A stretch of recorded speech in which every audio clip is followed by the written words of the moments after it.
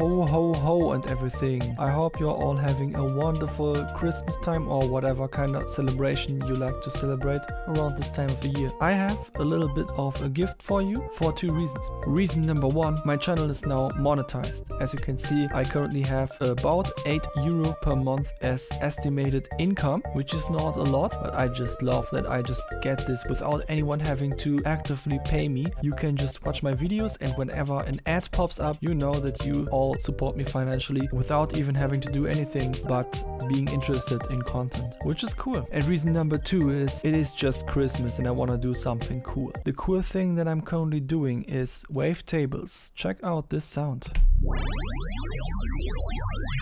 Do you think that this was a nice sound? I also have this one. Or this one. Oh, Vital just crashed. I don't know, my version of Vital sometimes crashes a little bit, the audio engine of Vital, when I'm loading Wavetables. But when you reactivate the plugin, it works.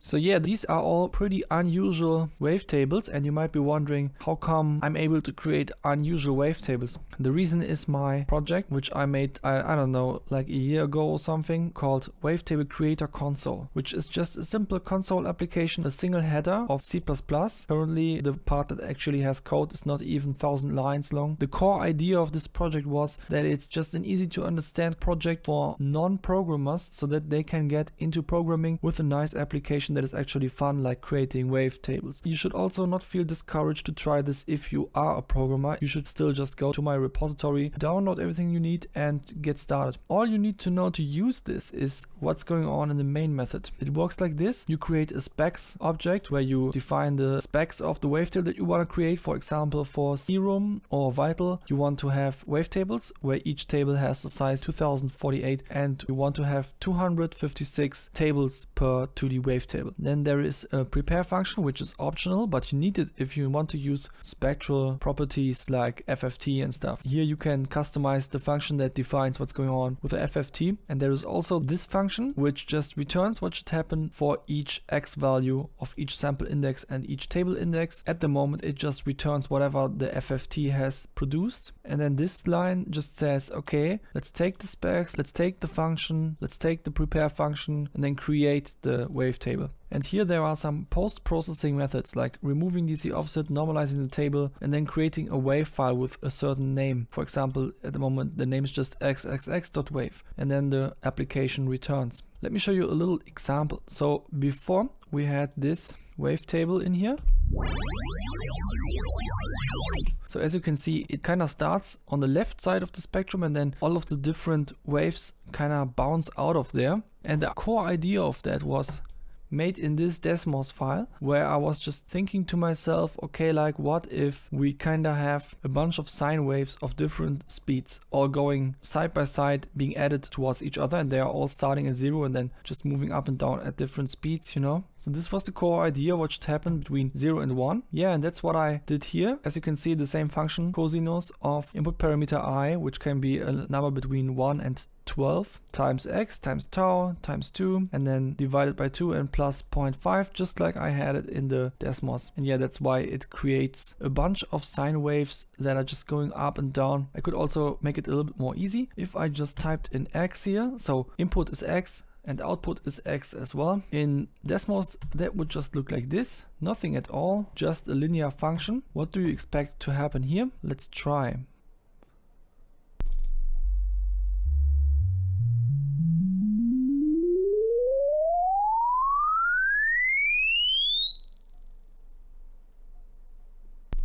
Yep, and it repeats. It just creates a linear function between 0 and 1. So that's how it works. You can input any kind of math here. By the way, the second function is for the phase shifts. So at the moment there are no phase shifts, but you can just create a function like this for the phase shifts as well. And the last function is for the volume. So you can give each function that is added a different volume. If you want there to be a fundamental frequency on the wavetable, which is pretty common, then you just do this, where you say, okay, regardless of the input, the output is 0. 0 on the magnitude, because 0 is the lowest frequency here, while 1 is the highest. And yeah, the other ones are also generic. Yeah, pretty easy. Okay, now let's actually come up with something fun. So for example, we could now go ahead and just say there is a function called mod. In C++ it is fmod, but you know, it's almost the same thing. Now we could imagine we have like some sort of parameter. Maybe that is defined by that loop that we have. So now we have parameter going on, and we could say maybe we want to multiply parameter with this, but also, yeah, but also let it go quieter like that. Or actually, no, that's not quieter, that is less pitch. It is staying more on the low end the higher the number goes. That could sound interesting. So now if you wanted to write that down, all you would have to do is compare these two and just be like, okay, 0 cannot be, so you have to start at 1 and going up. To start with, let's just keep the length at 5. Say, okay, I want to go from 1 to 5, and then add the functions fmod of, okay, here it's not called a, but I of x with 1 divided by I. Now that's the same thing, right? Let's check out how that sounds.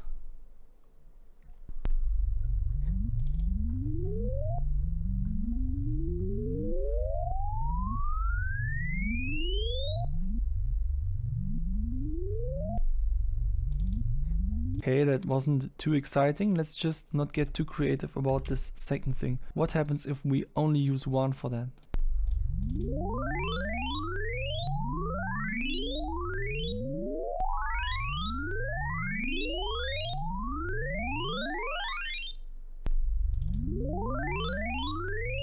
Okay, cool. Let's go extremely crazy about this. What will that sound like?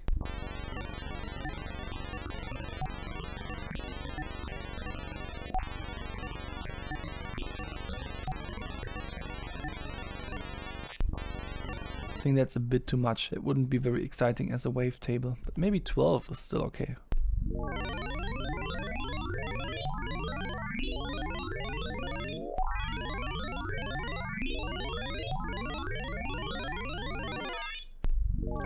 Yeah, that sounded pretty cool. Let's try how that would sound as a wavetable.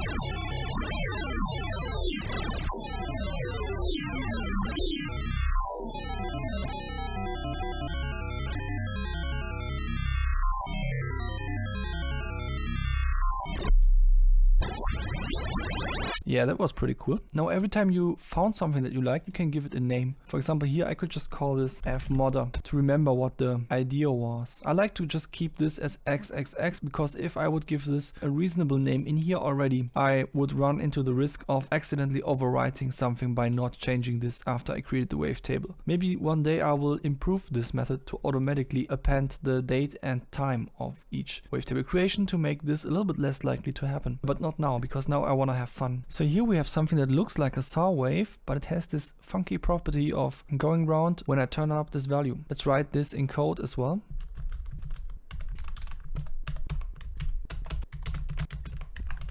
Okay, that should be it, I think. Let's run this code.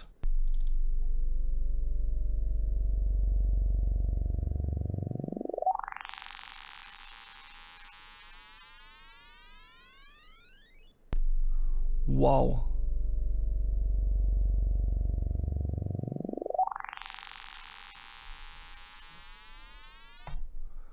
Damn, that was much better than I thought. How does it sound as a wavetable?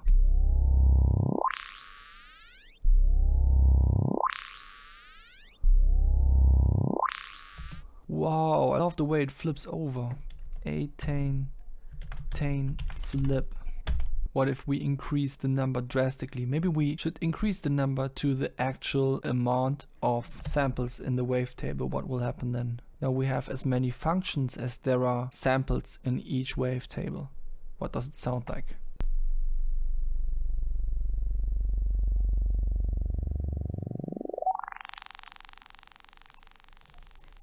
It's actually even softer.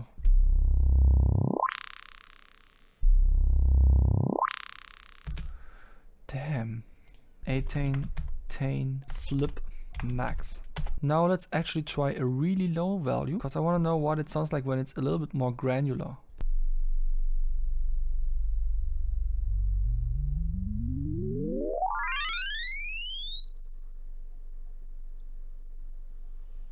Yeah, that sounded more like a lot of the other tables that I made so far. By the way, if you're wondering what I'm even doing here, I'm making a sample pack. And yeah, I'm not sure if I want to give you all of the things that I'm currently collecting here, because some of this might be garbage. But I want to release this sample pack with wavetables for you for free as a Christmas present. When I'm done, you can get it from my Discord group.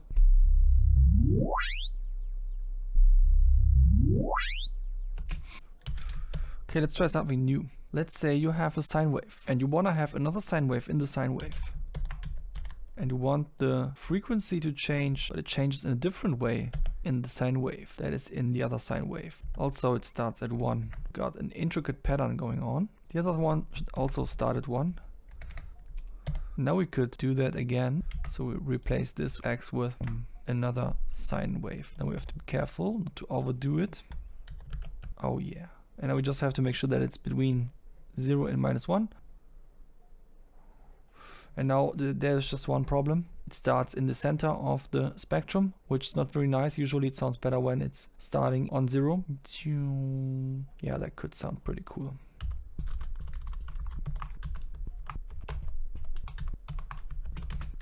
Okay, if I didn't make any mistakes while writing this down, it should work. Let's try this.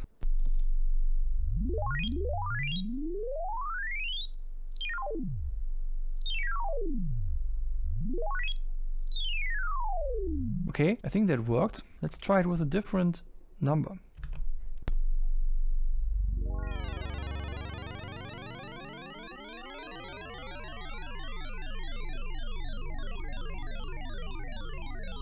Now the intricate pattern really starts to show. Let's try this as a wavetable.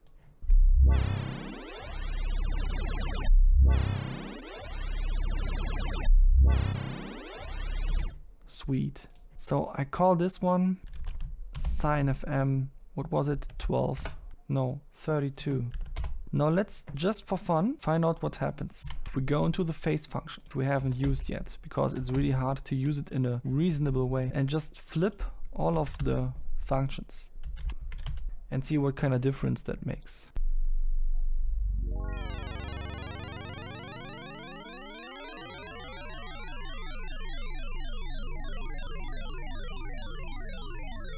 Wow, that was different. It was similar but different.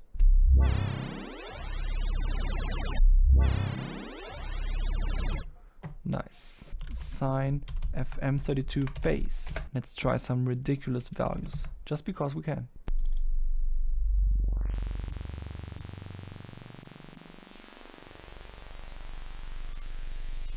Wow, I feel like when you're using these higher values, you often get to some extremely complex and super satisfying noise patterns.